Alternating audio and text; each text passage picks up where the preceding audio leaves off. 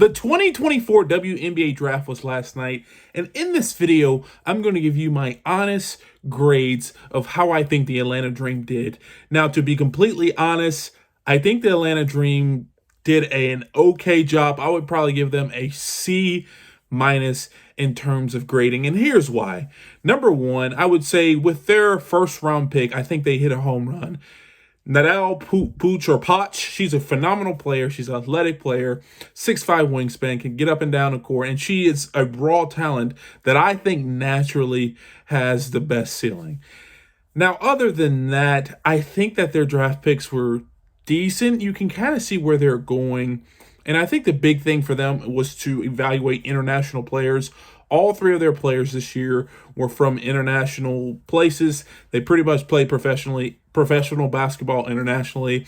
And you can see that was a point of emphasis in regards to scouting and in regards to drafting. The Atlanta Dream wanted to be creative and get some value from international players who aren't scouted that high other than some of the players from the United States. And you can kind of see that vision come to life a little bit.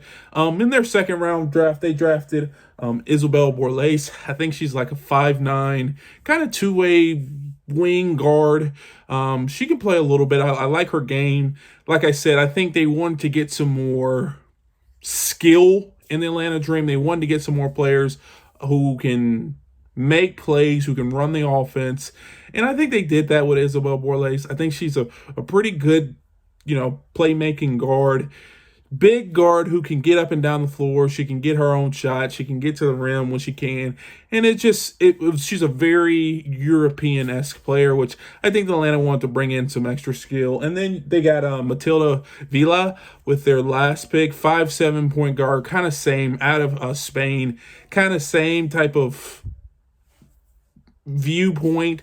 She's a European guard who is high skill, not that much athleticism, but she's a high skill guard who can make plays when she needs. So I think the Atlanta Dream hit pretty well in their first pick, and the second and third round pick were pretty average, especially with what was available. I mean, there were some combo guards out of there.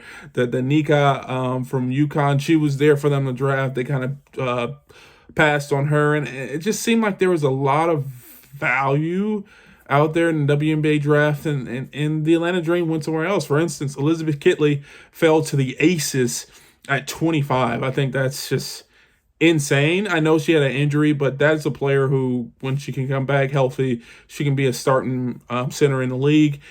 And I just not really sure their direction. I guess they went European, and that's totally fine. But I really do appreciate their first pick. I think Nadia Poch is a phenomenal player. I think she has the highest ceiling out of all the picks in the draft.